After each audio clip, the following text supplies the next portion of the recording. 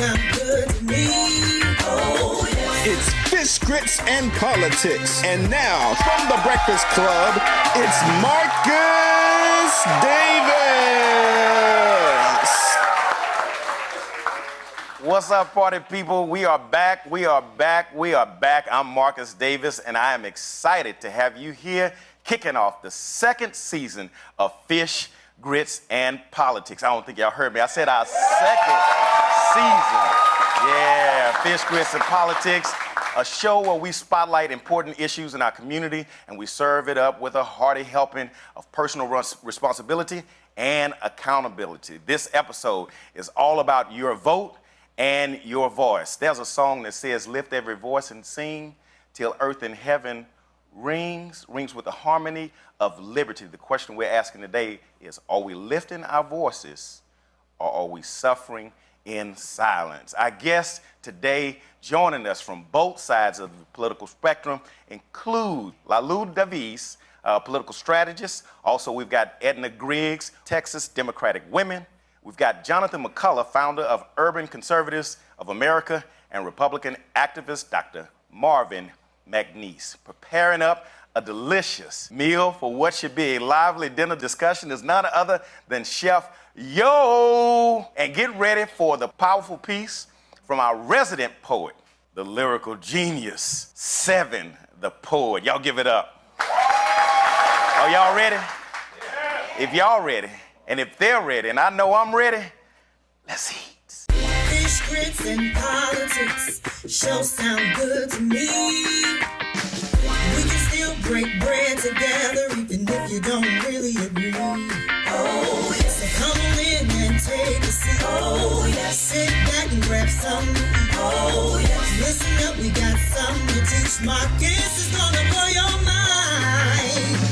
Fish, grits, and politics sure sound good to me. Fish, grits, and politics. Come on in, I'm sure you'll agree.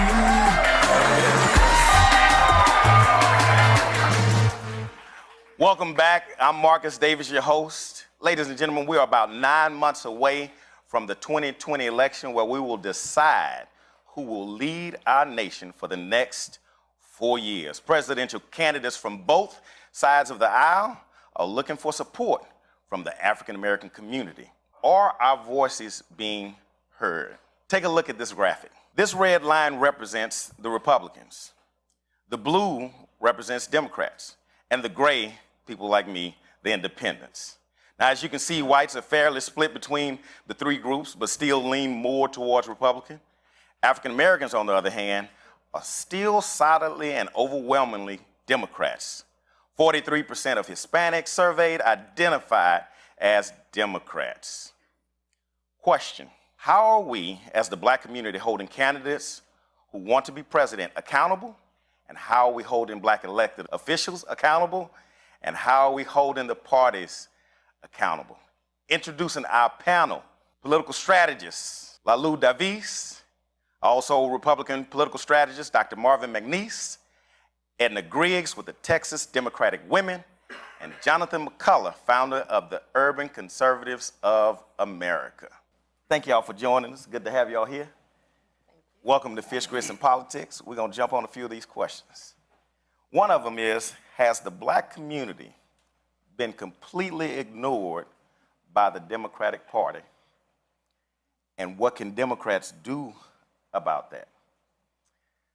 I'm going to start with the strategist. So, to your question, are black, folks being overlooked by the Democratic Party? My answer is absolutely not. What I think black folks really need to reconcile is have a clarity of what are our issues. I often tell people this: politicians are typically good at 2, maybe 3 areas where they have deep, substantive knowledge and expertise. Beyond that, it requires constituent engagement. That's why you have, for example, different groups have associations, you have lobbyists, and so on and so forth, who are there to try to help educate them on certain important issues, whether it's criminal justice reform, issues dealing with, sentencing laws, education, juvenile justice, so on and so forth. As far as the Democratic Party, yes. Has the Democratic Party focused on black issues the way they ought to? My answer would be no. But no, black folks have not been ignored. We have to come together collectively and understand what are our core issues, be clear about what those issues are, articulate it so that we're not moving from day to day, jumping on the next issue that's sort of the topic of the day. Let's hear what Dr. McNeese has to say. Yes, I would acknowledge what our brother Davies Yes. was saying, is that African Americans are not being ignored. And I would argue that they're not being ignored by either political party. However, let's remember, politicians are in it to win elections. And what they need is a coalition that will be a majority in their district to win that election. That is to say, that may or may not include African Americans. Also, politicians are going to go for the lowest hanging fruit. And so if it's easier to win over, let's say, the whites in that district, if it's easier to win over the Hispanics in that district, more so than it is to win the African Americans, then don't be surprised if we don't hear a whole lot from the candidates running in that district. Is that not the definition of ignoring? Is that not, when you're paying attention to one and not paying attention to the other, is that not the definition of ignoring? And what I'm saying is you have to look at the demographics of the district. Got it. So are African Americans a significant part of that district? Right. If so, then yes, that would be ignoring. But you got a lot of districts, even in Texas. I mean, you can look all across the map of the country. You got a lot of districts where we are very, very few. We're only 12% nationwide. Right. In a given district, we may be 1 or 2. And so again, it comes down to putting together that coalition that'll win. The politicians that need our votes will come and pay attention to us. What say you, Mr. McCullough? For 50 years, black Americans have voted Democrat. 50 years and beyond, to be exact. Until if anybody knows, Lyndon B. Johnson passed the Great Society Act. This is an act to make us codependent, okay? It was designed to make us codependent on the government. Be advised, there's 2 ways to make a slave: paying without work or working without pay, okay? So they have ignored us, and they will continue to ignore us until we make them provide substance, until we show them that we don't vote for the who. We need to vote for the what. Because if you vote for the who, obviously they feel the what don't matter. You understand? So we all have principles. We all have principles that the world can't teach us. God gave us these principles. We all know that. God gave us these principles. So we vote for what our values are. And it doesn't matter what lifestyle you live. It doesn't matter who you are, how rich or poor. Good and evil will challenge you wherever you are. And that, the Bible says, in all your ways acknowledge him and he shall direct your path. It doesn't matter how you live. Just acknowledge him. We know who we are inside. So let me ask this, Sister Griggs. When you talk about the African American community, is it a reality that these issues sometimes get put on the back burner and we're told to wait, hold off, particularly even in this election? Now, I like to quantify things. I don't just like to throw them out. So when I say, has the African American community been ignored, I have to ask, where have we gone in terms of wealth disparity over the last 40 years? Where have we gone in terms of mass incarceration over the last 40 years? Where have we gone in terms of education over the last 40 years? And when you get to this election, which appears to be the most pivotal election in our lifetime, I think we say that, every 4, 8, 12, 16 years, right? Does it seem like, or is it a reality that our issues have to be put on the back burner for the greater good? Well, or for political expediency, as Brother McNeese said? I feel like they're put on the back burner because, number one, we don't get out and vote. We don't exercise our right to vote. So that's a big problem, like in my community, because if you don't get out and don't exercise your right to vote, then people feel like you don't care or you don't have a voice. And until we can actually get our people energized to get out and exercise that vote, we're going to be dealing with the same issues. Now, I agree that everybody needs to vote because we know that American Idol gets more votes than the President of the United States. Yes. Right? Exactly. So, Marcus, if I may interject, okay. Democracy is defined as government of the people, for the people, by the people.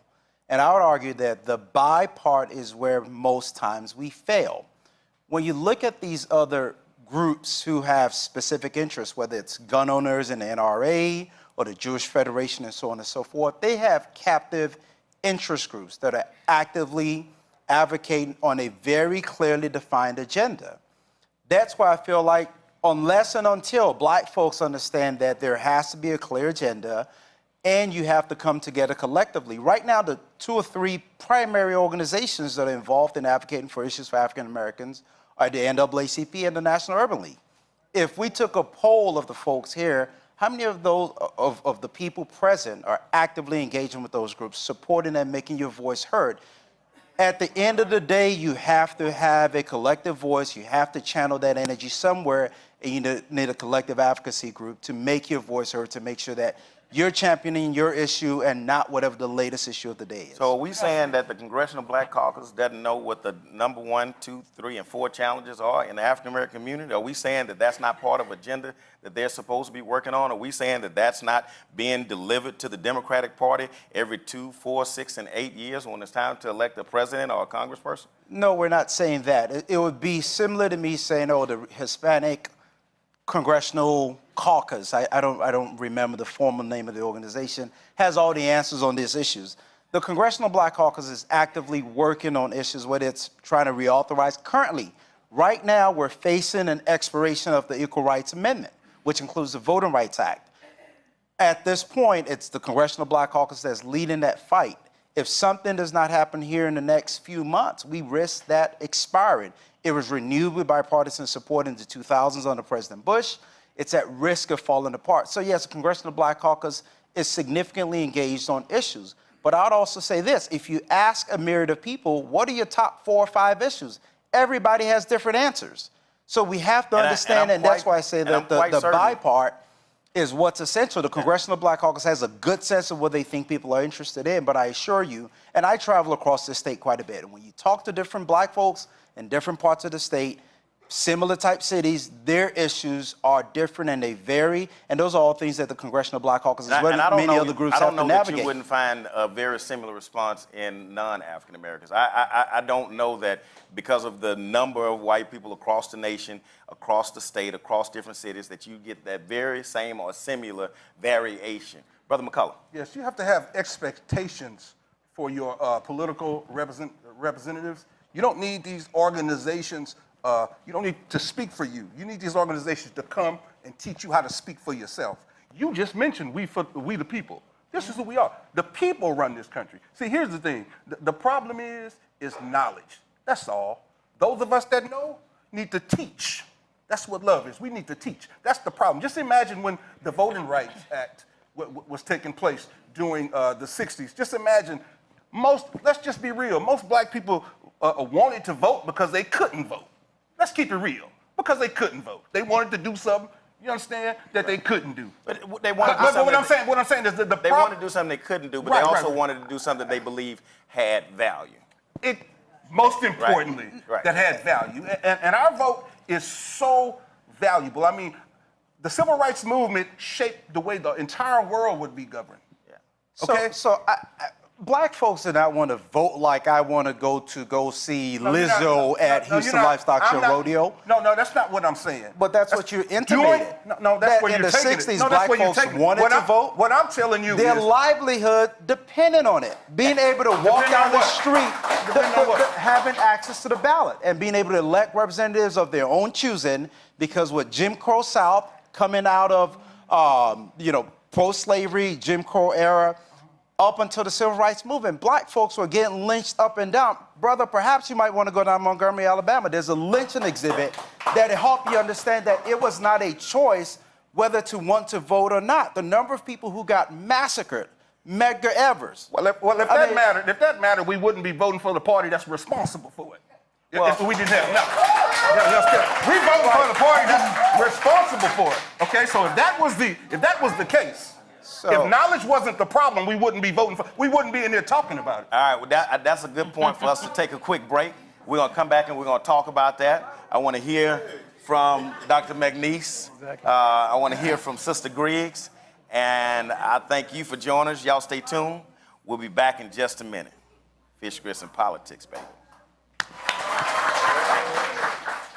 Fish, grits, and politics. Y'all know why they clapping? They had some grits. Yeah, they had some grits. That's what happened. That's what happens when you come to the live taping, the first episode of the second season of Fish, Grits, and Politics. Yeah, I got it right. Come on, give it to me. Give it to me. All right, we're talking about our voice, our vote. We're asking the question of whether or not we're lifting our voice, and this is based on the song that was penned by James Weldon Johnson, Lift Every Voice and Sing, Till Earth and Heaven Rings. Who knows it? Who knows it? Ring with the harmony of liberty. Yeah? Oh, y'all want to sing? Hey, I'm cold with it. I'm cold with this, baby. I'm cold with this.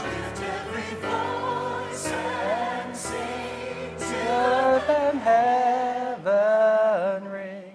All right, James Weldon Johnson wrote the song, Lift Every Voice and Sing, Till Earth and Heaven Ring, with the harmony of liberty. And the question that I thought about was whether or not we are lifting our voices for liberty or whether we are suffering in silence. And where did I come up with the suffering? Are we being forced, marginalized to participate in a two-party system only in one party and hoping that one party will deliver to us what we need, want, deserve, and expect? And when I say that, I got to go back to what I quoted earlier, which is, over the last 50 years, the wealth disparity in America has gotten wider, and we've gotten lower on the totem pole, right? Incarceration has gotten greater. And a number of other factors between education, healthcare, and unemployment, the good things have gotten worse, and the bad things have gotten even, what they say, worser. Dr. McNeese, you are a Republican strategist. Is there a strategy to address the concerns, the agenda of the African American community? Yes, but let me point out two things. There's a difference between the party and the politicians. All right, so any given politician, you may or may not get any outreach to African Americans. Any given politician, you may or may not get a sympathy with our causes. Okay, so when we start talking politicians, you don't know what you're going to get. But when you talk about the party has been trying to reach African Americans for a good little while. We had a big push. We put money. They call me? Well, no, I don't know. I hope they did. But let me check my voice. We had a big push towards African Americans in 2014 and the run-up to the 2016 election. Whatever and effect what is had. that message? What is the message that's being communicated to convince African Americans that, yes, you too are included in our party? Largely, it was the platform of the party itself. So when we talk about the social issues, the anti-abortion, the pro-family, we believe that those would resonate with African Americans because African Americans generally believe in that family unit and the solidity of that family unit. Generally believe in not supporting and not aborting children. And so those were leading issues, but also that economic message. Those are talking points that have been used for the last 3 or 4 decades to sway elections from the left or to the right, whether or not you believe in abortion or whether or not you believe in gun rights. And those are, and I'm not going to minimize that they're not important to certain people, but they use as talking points to swing, to fire folks up. I'm asking what has been told and targeted towards the black community to get us to say, yes, I do believe you have an interest in my interests. And so the other part of it is taking up those issues that are presented as something that would benefit the African American community. It actually started shortly after Gingrich left office, but what culminated in the First Step Act that Congress passed in 2016 under the Republican leadership. So this was Paul Ryan, not Nancy Pelosi. Right. So this was Republicans, but I'm not saying it came from, pardon me, I'm not saying it came from Republicans, but at the same time, it was bubbled up, it was brought to attention that this is something, that this is something that would benefit the African American community, and they passed it. Both houses and the president. Let me give a little enlightenment. For those of you who don't know what the First Step Act is, for years, African Americans have been crying about being disproportionately incarcerated and having our sentences exaggerated over our counterparts. Well, during this administration, whether you like it or not, whether you want to agree with it or not or admit it or not, it didn't get passed under our beloved Obama. Love him to death, still got him on my building. But under this administration, brothers and sisters who were incarcerated for something they should have gotten 2 years, yet they got 22 years, they got out of jail, right? Now, this is a program that Van Jones, as well as some other folks worked on. So those are things. Now, I saw the issue, but I never saw that being campaigned on or presented to the African American community. Let me ask you. That's fair. with regard to how long you been a Democrat? All my life. All your life. 10 years. How did you become a Democrat? My parents. My grandmother was 93 when she passed. And so we've just been raised up in acres homes and just saw our people really working. My parents, my grandmother, and my mom, they were strong in the community. They walked the community. They got out. They knocked on doors to get the vote out. And I think a lot of that's not happening right now. And over that period of time, had there ever been an interest, a thought of maybe we should possibly think about taking our issues across the street and seeing if they have an interest in addressing those? And we should have. Yeah. And I'm just asking. You're right. And here's You're why right. I asked this. Our beloved Jackie Robinson, right? I don't know if you know the story of Jackie Robinson. He was the first African-American baseball player in the major leagues, right? After that, he became a civil rights activist. And during a pivotal election, he didn't believe that the party that was supposed to be listening to him was listening to him. So he picked up his agenda and he walked across the street and he handed it to the other party. Now, he got his lunch ate as a result of it. But the courage to do so, I thought spoke volumes. How long have you been a Republican? I've been active in the party. And what made you say this party is for me? Yeah, I've been active in the party since 2006. But I've been voting Republican since 1984. And it had a lot to do with that platform. Let me give you another example. You talked about coming across the aisle. Even in our state, so our state is led by Republicans at the government level, state level.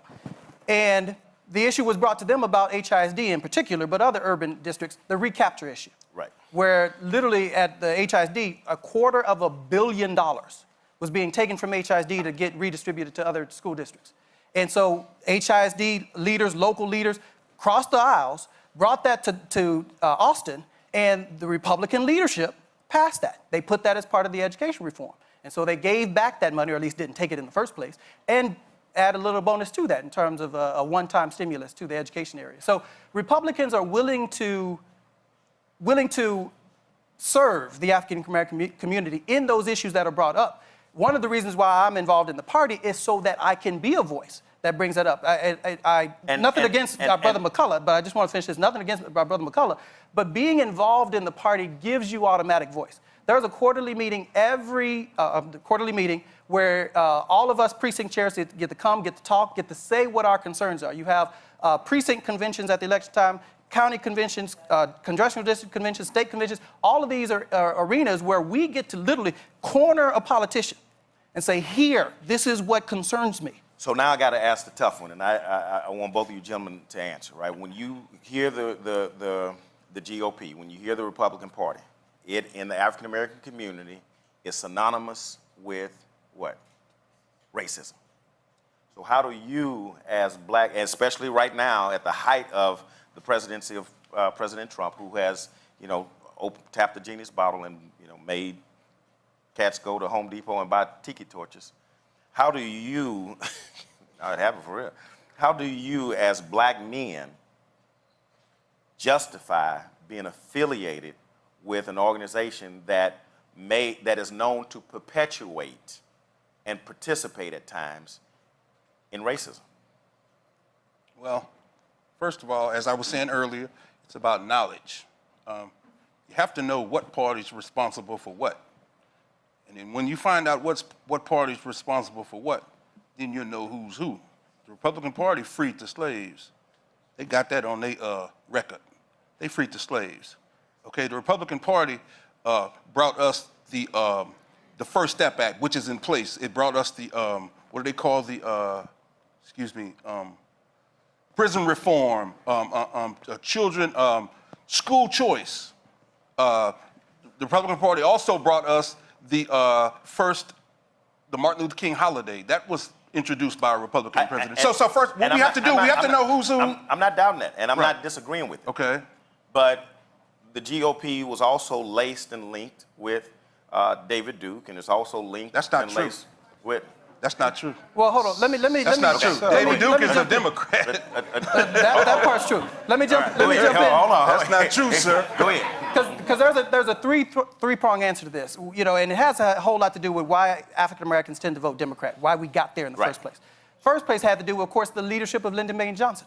Right. I mean, he's a Southern Democrat who crossed, if you will, Southern lines, Right. you know, to ally with Northern Democrats to pass the Civil Rights Act and Northern The Republicans, by same the way. Southern Democrats that didn't want to release us from segregation. Absolutely. Got it. All right, Same so that's one Democrats. step. That's one step. The second step is that when we rose up in the 1960s, the Democratic Party was the only game in town.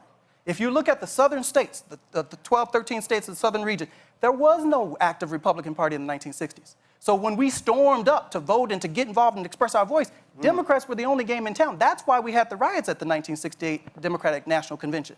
Because the Mississippi delegation, the black folk who had risen up in that delegation, wanted to be seated. We didn't have any Republicans. Marcus, So that's the second. Hold on.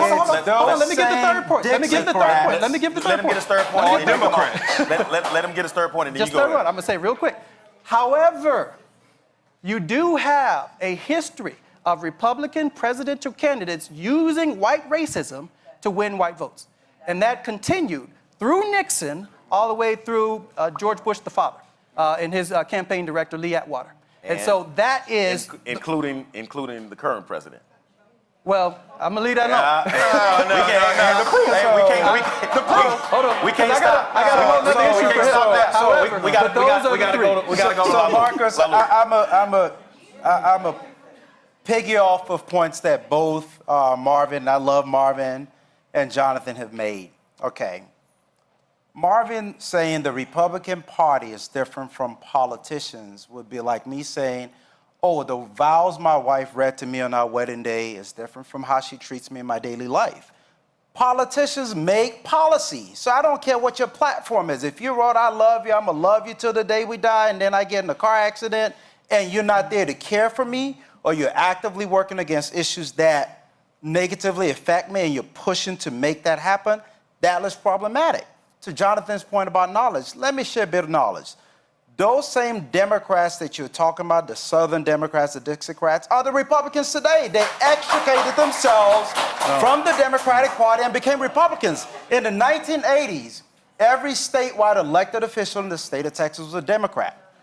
Things became too unbearable that essentially a bunch of Republicans a bunch of Democrats, Rick Perry, for example, Chuck Hobson in 2011, Aaron Pena after redistricting. So we went from a Texas House of Representatives that had 99 Republicans and 51 Democrats to 101 Republicans and 49 Democrats. It was Democrats switching over and becoming Republican.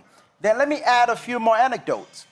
In 2017, State Representative Eric Johnson saw a monument in the Texas Capitol that describes slavery as just what the Civil War was about.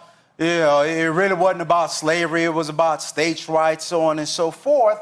And he had to take that down. Now, granted, Governor Abbott eventually sanctioned it going down, but it's Democrats who have factually stood up on issues that matter most to black people. So you can't extricate the platform from the politician, just like you can't selectively draw down knowledge and say, well, you have to be knowledgeable about it. Yes, the Republican Party that freed the slaves in 1863 is not the same Republican Party today. Now, hold on. I would like to... Let me tell you something. And as a point of order, Lincoln is on record for saying he didn't do it out of the kindness of his heart. He did it simply to save the Union. It didn't have anything to do with him and his partisan politics. But listen, y'all, I'm listening to both sides, right? I'm listening to, both arguments. And to me, it kind of sounds like same pants, different pockets, right? That's what it kind of sounds like to me. Same pants, different pockets. So if it's similar pants or same pants, different pockets, what is preventing African Americans from going and say, let me eat over here or over here, or let me find out which one of these parties is interested in fighting for the issues that I believe are important to me, that I deserve, and that I desire? We're going to answer that. We got to get to the table because Chef Yo is over there, doing her thing. And then we got the lyrical genius, Se7en The Poet, who's going to drop some knowledge on us. I think he wrote an original poem for this piece. I'm so excited I want to hear it. And you do too. We'll be right back with you.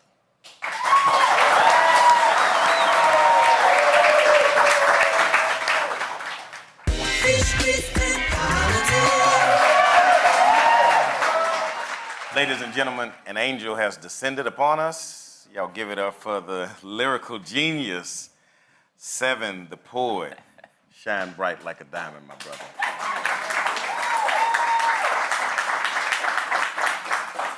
So, y'all, Marcus hit me and told me what Fish, Grits, and Politics was going to be about in this segment, and I penned an original piece, and I wanted to represent the voice of the common man. You know, the analyst and strategist, they so technical, whatever. Yeah, for real. It's in the energy of the point. And feel free to chime in. You can catch on easy.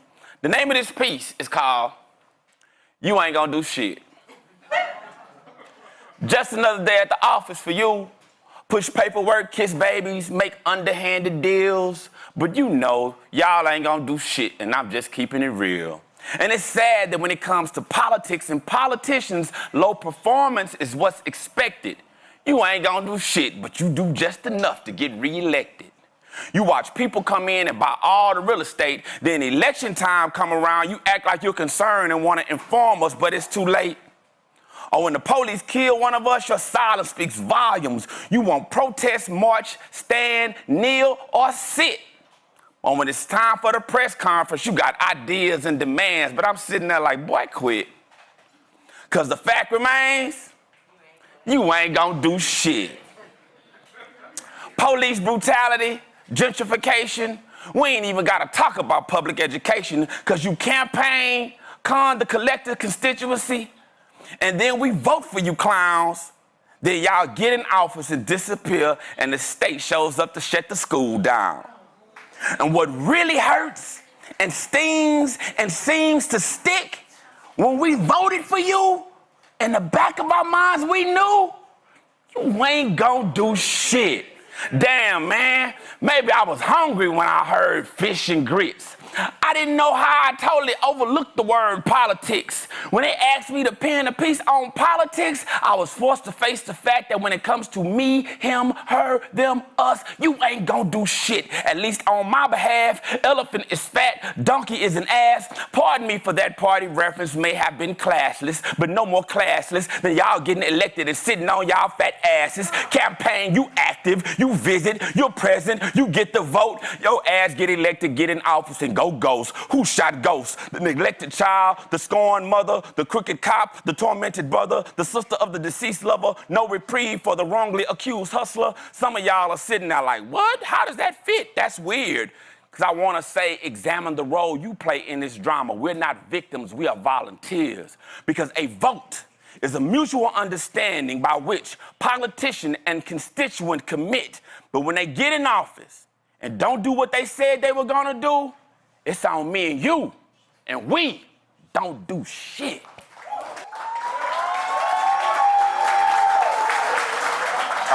We're gonna take up an offering, because that was a word. I need the ushers and on the nurses on this side and that side to come on and welcome back to Fish, Grits, and Politics. I'm your host, Marcus Davis. We are down to our festive portion of the program, where we're going to get down with the get down. Joining us in the kitchen, showing off her skills. Y'all give it up for Chef Yo.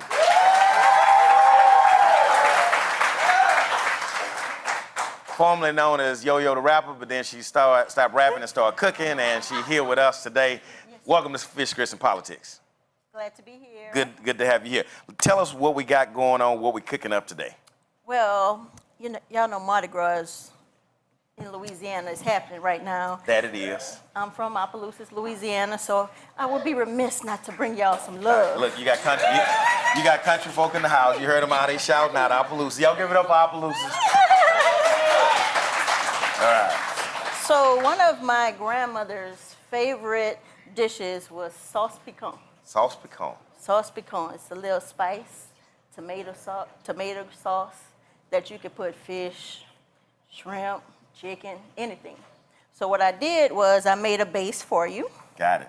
All right. And it's been we got simmering. The base going, and it's been simmering. It's been simmering. All right. Now, what's in this base? So in the base, I have onions, bell peppers, the Holy Trinity, some jalapeno peppers, some cayenne pepper. Can y'all smell that? Mm-hmm. Good Lord. Fresh garlic. And so what makes the flavor of this dish is it's all fresh ingredients. Got it. Farm to table. So back in the day, everybody had a garden. They would chop up all their fresh vegetables and put them into a nice, even tomatoes. Even my tomatoes are roasted, fresh, peeled, diced in this.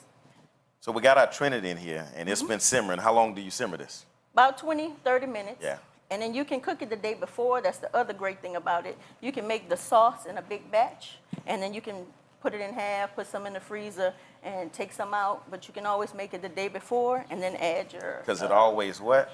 Tastes better the next day. That's if you know what you're doing. I'm just telling y'all, if you don't know what you're doing and it didn't taste good the first day, it ain't gonna change. I'm just saying. All right, so we got all the vegetables in here. Spices, what spices? Yes. Spice, white pepper, black pepper, cayenne pepper, and jalapeno pepper. All right, y'all write that down for me. So A little bit of salt. I might have to use that a little later. Yeah, a little later. Coming to a menu near you. Exactly. All right, and we got protein. We got protein. What protein are we at? So we're using shrimp today. All right. So we peeled the tails and the shells, and we made a seafood stock. So my grandmother always said, don't throw nothing away. It all gives a little bit of flavor. Got to use all of it. Cool. Gotta So use can it we all. start putting it in there? We can start putting it in. All right, let's put it in there. Now, how long have you been chefing? Chefing. I've been chefing for 18 years. For 18 years. Yes. And how did you get into, doing this? Well, when I moved to Houston, I was a financial analyst, and all of my... Oh, was I supposed to put the whole thing in there? All right. Yeah. If I wasn't, it's too late. Oh no, you did it. You did it. All right, You go did. ahead. Yeah. So you moved to Houston. I moved to Houston. I was a financial analyst, and all of my friends wanted me to cook for them. So I started cooking, but they needed to pay me. I was about to ask you, were they paying you? Yeah. So they wasn't paying me at first, and then I was like, wait, hold up, this starting to, we're going, it's Yeah, doing good. I turned it up a little bit. Yeah, I got to ask you about this pot. Now, you see it? Yeah, I did see it. But look, now if you're a real cook, pots matter, right? They really do. Hashtag pots matter. Pots Let me tell matter. y'all how I found out pots matter. Because I took my daddy's pot that had, all of the nice charred stuff on the side and all of the, it was marinated on the inside.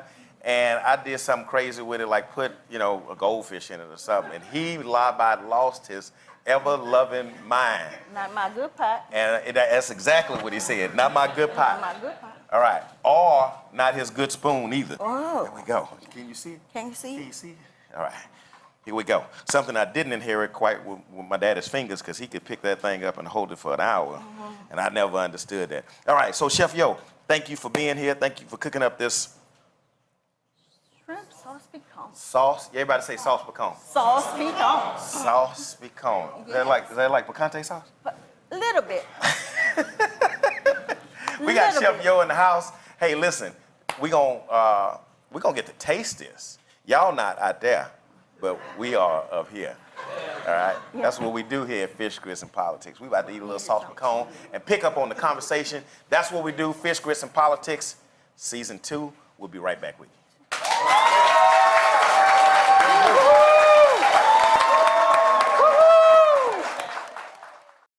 Fish, grits, and politics. I think my generation is more aware, more socially conscious, kind of like you said. They're more open-minded, I would say, more than the last generation. People should pay more attention to the news and just see what's happening around politics and just be aware of what's going on. And that's the main difference between the United States and pretty much all the countries in the world, is the ability for the citizens to have a say in how the government runs. So vote 2020. Welcome back to Fish, Grits, and Politics. I'm your host, Marcus Davis, and we are now at the fellowship portion of the program. Before we dig in, I want to thank Chef Yo for preparing this delicious meal. Y'all give it up for Chef Yo. As I said, we're at the fellowship portion of the program where we get a chance to sit down and eat at the dinner table and continuing our conversation about where we go from here. I want y'all to take a look at this graphic real quick. This is a graphic of the presidential scorecard for the candidates for racial justice. All right, we've got Warren, Sanders, Buttigieg, and then Steyer, all the way down or up to, down to Donald Trump.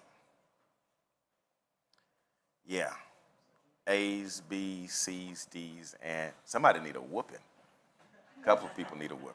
All right, so now that we are back to the fellowship, and y'all go ahead and dig in. We're grateful for this food, grateful for friends, we're grateful for fans, family, and we're grateful for fellowship. Let's dine in.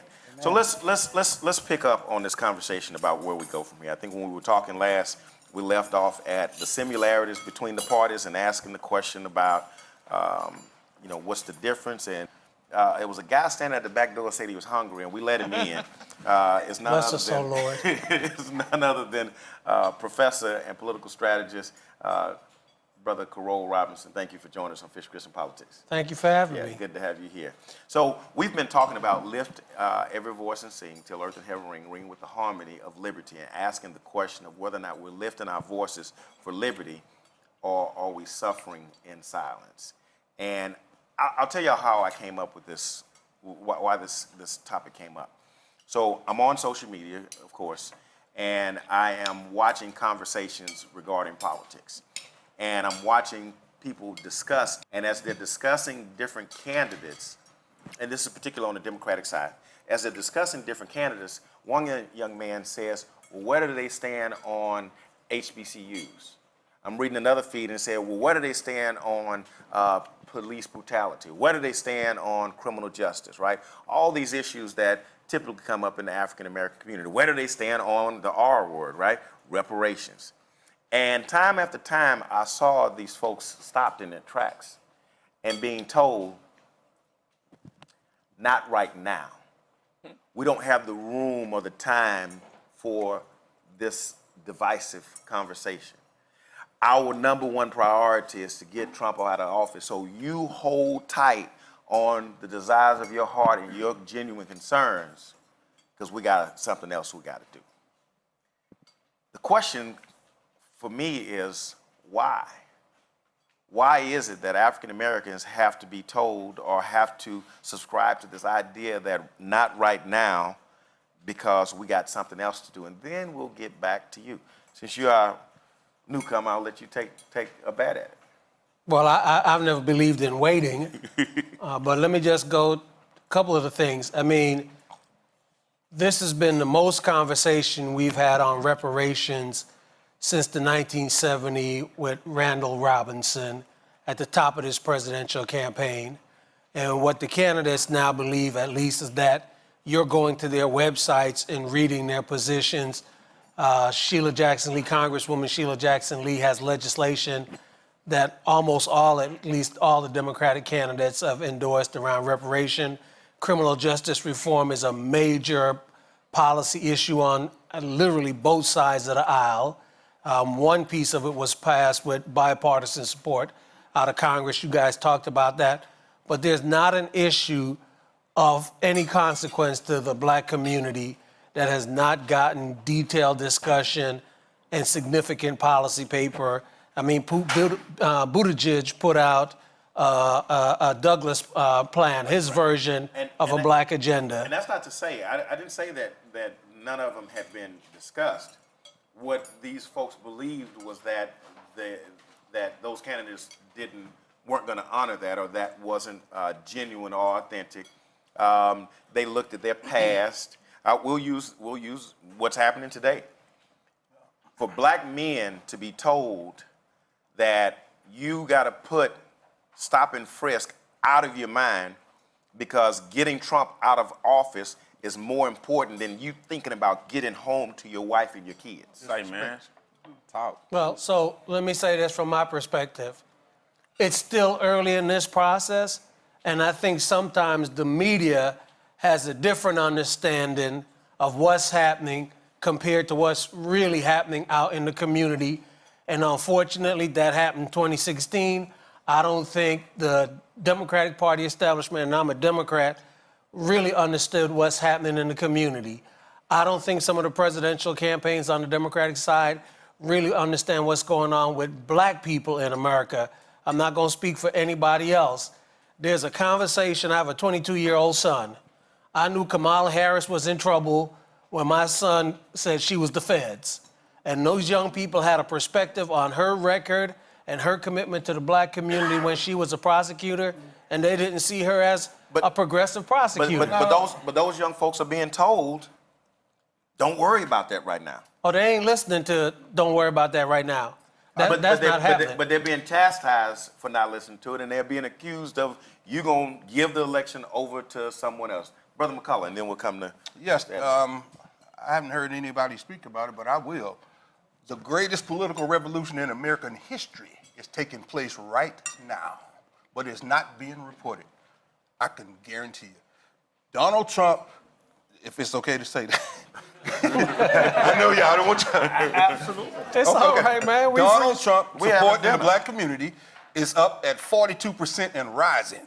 Okay, you know why? Because people are tired of the lip service. Donald Trump has provided substance. Okay? He said, what do you have to lose? Oh, wait a minute. He said, what do you have to lose? Okay? He came in the gate and took care of issues that we should be concerned about. Okay? Prison reform, we should be concerned about that. Opportunity zones, that's something that'll generate prosperity. This is all of that. But the opportunity zones and prison reform, this is very critical in the black community. These are issues that he attacked right out of the gate. So that shows you, I mean, if the greatest political revolution right now is going on. Give Brother Lalu an opportunity to respond. Right now. It's going on right now, but it's not being reported. Again, I love Jonathan. Opportunity zones. You know the first opportunity zone deal that occurred in Houston? It's right down the street in downtown Houston. Because opportunity zones were so, and I'm a real estate developer. That's what I do in my day job, so I'm not theorizing. The first opportunity zone deal in Houston was done in downtown. When opportunity zones were passed, it was a way for billionaires. Because guys like me, when we sell property, we don't have enough of a windfall to even go invest in an opportunity zone. Guys like the folks, those of us here in this room, at the end of the day. So it's the big developers who are able to defer their tax liability. So it's a real thing, but you're saying it's real for the That's top incorrect. 1%. Absolutely. That's incorrect. So that's on the one end regarding opportunity zones. In a real sense, when statements like, what do you have to lose, are uttered, well, guess what? Go ask those farmers who have been dealing with tariffs and the consequences of that. I'll give you a case in point. Last year, lumber pricing in July was so elevated. Fortunately, we were working on the development. We didn't buy in time. By the time things that simmered down with Canada, there was a 20% drop. So this is affecting real people. When you throw out policies and you're conducting foreign policy by tweet, that is a lot to lose. And you can ask those Kurds, Kurds who occupy a part of Turkey. When you tweet and say, well, we're just going to abandon that, we'll let them fend for themselves. They were slaughtered. It has real consequences. I'm with you on those things, but I want to bring this back home. That's not correct. To, as an African American, when I am looking to see who's going to represent the ideas, the desires that I have. Brother McNeese. Well, yeah, you had some Democrats in Texas, in Austin, who took down a statue and they took down an offensive monument. But you had a black Republican House of Representative members, Texas House of Representatives, James White, who sponsored the Sandra Bland bill. It would have eliminated the opportunity for police officers to arrest anyone for a misdemeanor that would have been subject only to a ticket. So if they could give a ticket, then they can't arrest. That would have solved the issue with Sandra Bland. She would have gotten a ticket and she'd have gone home. And what stopped it? What stopped it was actually Sean Ferry, our state rep in one of these areas, Sunnyside and District 147. 146. 146, sorry about that. She misunderstood James White's intent. She called it racist. She thought it was trying to strengthen the hand of the police, but instead it was actually trying to protect us. And so the bill died. Even Garnett Coleman tried to bring the bill back around a couple of times later, but unfortunately it was too late in the legislative cycle. My point is, Republicans have been willing to listen to and carry forth the issues of African Americans. Now, let's be honest, there are not many of us in the Republican Party. Okay. So they're not hearing a lot of what we have to say. But when they hear it, they're willing to do something about it. Sister Edna. our community needs to have civic engagement. We need to educate our people on the process, because they don't understand a lot of it that's going on. And I think and that's why I feel like sometimes they don't vote, because they feel like their vote don't count. But it's only because we're just not actually, just like the Texas Democratic Women, the organization that I'm in. When I came into this organization 5 years ago, it was basically a white organization. And I wanted to get in there and let them know who we were. Because the one thing that I find out is being involved in that, they didn't understand black women. Let me ask you this, and I'll come back to you. Let me ask you this. Do you believe that African Americans have an opportunity to fare much better if we would pay attention to both sides of the aisle versus continuously giving our blind allegiance to one side of the aisle?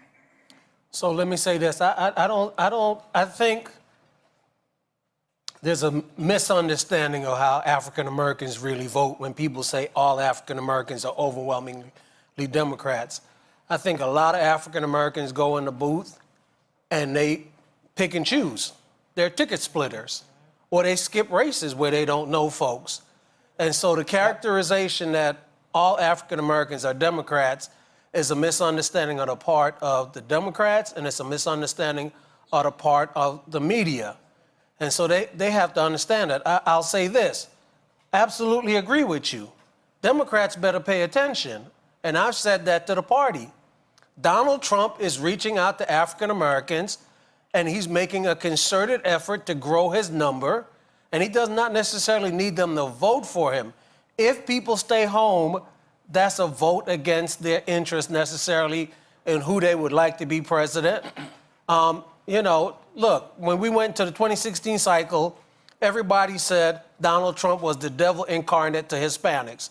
Well, that wasn't the case. They underestimated his attractiveness to African Americans. Donald Trump has a record he's going to try to sell to African Americans. That's why I think you've seen almost every Democratic presidential candidate engage in a concerted effort to have a concerted conversation with African American voters. And no Democrat is going to be nominated that can't get a significant share. So South Carolina will be a bellwether. Texas will be a bellwether, because enough of us African Americans vote. I got to ask you about South Carolina before we go. I got to ask you about South Carolina, right? And I got to ask you that with regard to our affinity to the Democratic Party. South Carolina normally swings. It's a pivotal moment in every Democratic primary. Am I right or wrong? Mm-hmm. And that election is swung by who? African American voters. African American voters. What's preventing, for example, in 2016, and for example, coming up now, what's preventing African Americans from saying to the Democratic Party, you have to pay up before we deliver South Carolina to you? What prevented us from putting Hillary on task with what she had to deliver, or else we go to Bernie? What prevents us from telling Bernie and Mike Bloomberg right now? What prevents us from telling Mike Bloomberg, bro, you out here throwing away money, $500 million. Won't you take $1 billion before we go to South Carolina and put it into an endowment for HBCUs? Then we'll come to South Carolina with you. What prevents us from being that strategic? Every election that has occurred for the president in the last 40, 50 years has had to sit before one group and answer a question, what are you going to do for Israel? What's preventing us from having candidates sit in front of us and ask, what are you going to do for There's nothing, let me say this, there's nothing preventing it. In the earlier conversation, the talk was the NAACP or the Urban League. All some group of smart, strategic folks have to do is get together and be able to deliver votes through education. So if some group of folks went to Bloomberg right now, they can make that request of him. Or they could go to Tom Steyer, right? I'm sure folks have gone out there and started talking to Bloomberg about where to put money. I'm sure folks are talking to Tom Steyer, and people are making practical decisions about who they think they're going to win. When we started this cycle, the presumption was that Joe Biden was going to be the nominee. And nobody was thinking about Bloomberg till Bloomberg got in the race. I think that goes back to your initial comment that was the media telling us what they wanted to see happen. Until real people started voting. Until real things started happening. Unfortunately, as always, our time is up. And man, I got to tell y'all, Se7en only left 2 grains of rice in his. He left 7 and then he had to eat the other 5. Hey, it's been a great show. I want to thank y'all for joining us. I want to thank Chef Yo for the delicious meal. I want to thank all of our guests for joining us. I am hopeful that we'll continue this conversation in our day-to-day with our neighbors, with our friends, as we look towards doing better and being better in our community. Y'all stay tuned. We'll be right back for the last bite.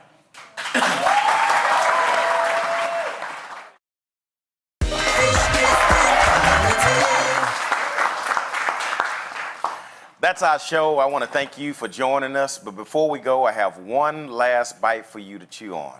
It shouldn't matter whether there's a Democrat or a Republican in the White House for African Americans to get laws and policies that benefit us. What it's going to take is for us to mobilize ourselves and demand those very things. Let's stop putting our issues on the back burner because we are part of America too. Let's hold our candidates accountable. Let's research how they stand on issues, and let's voice our opinion, including calling their campaign offices and asking questions and demanding answers.